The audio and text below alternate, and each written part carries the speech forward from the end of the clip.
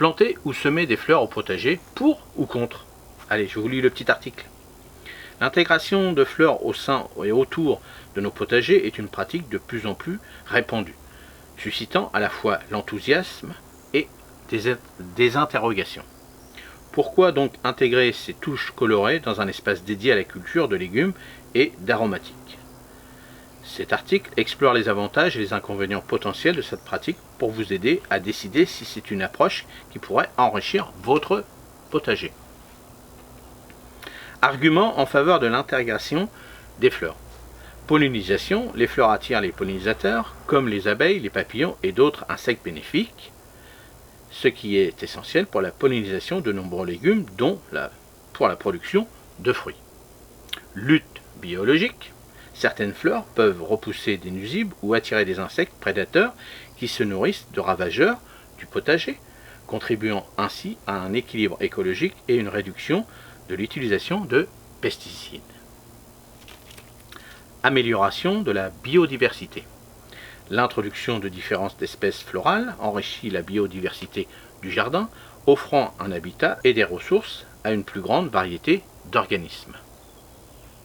Beauté et bien-être. Les fleurs ajoutent de la couleur, de la texture et de la beauté au jardin, ce qui permet d'augmenter le plaisir et le bien-être des jardiniers, en plus d'offrir des espaces plus attrayants pour la détente et l'observation de la nature. Amélioration du sol. Certaines fleurs comme les légumineuses, lupins, trèfles, etc.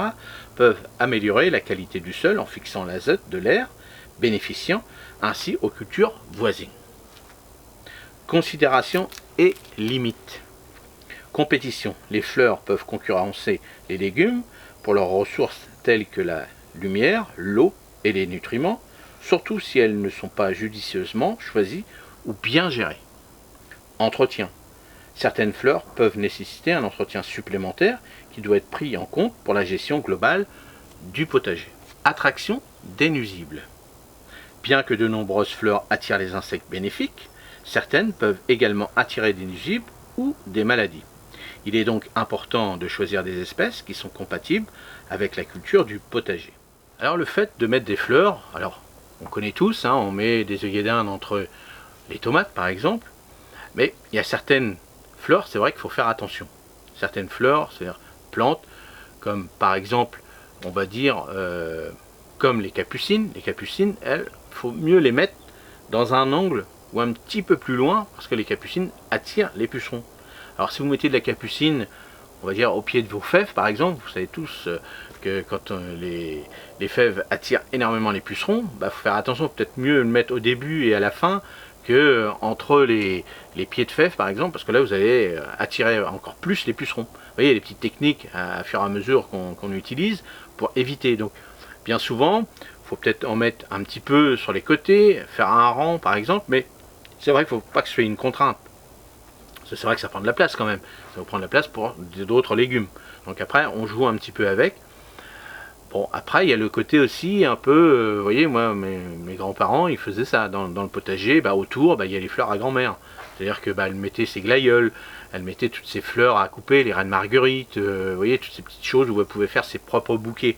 Ça permettait de polliniser l'ensemble du jardin, mais elle mettait ça vraiment en rang un peu plus loin, c'est-à-dire elle perturbait pas le potager, c'est-à-dire grosso modo il y avait le rectangle du potager, puis elle avait fait des plates-bandes devant et derrière pour éviter, entre deux il y avait une petite allée, comme ça permettait d'avoir son petit coin de fleurs qui permettait d'attirer par exemple les pucerons et autres, et puis aussi tous les insectes pollinisateurs, et ça ne perturbait pas l'ensemble de l'entretien du potager. Donc vous voyez, vous agencez par rapport à ça, par rapport à votre potager, et surtout la place que vous avez dans l'ensemble de votre jardin. Mais le fait d'avoir des fleurs dans le jardin, effectivement, quand vous arrivez, vous voyez, là ça va être la saison des tulipes, des jacinthes, bon hop, c'est joli, faites un petit bouquet de tulipes, faites un petit bouquet de jacinthes.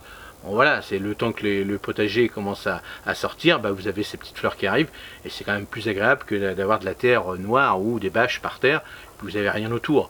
Donc après c'est un choix, et je pense qu'il faut, comme d'habitude, mélanger un peu tout ça, faire adapter par rapport à ce que vous avez envie, vous déjà, de votre potager. De toute façon, chaque potager représente la personne qui le cultive.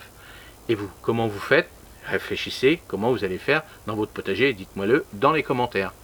Allez, à la prochaine!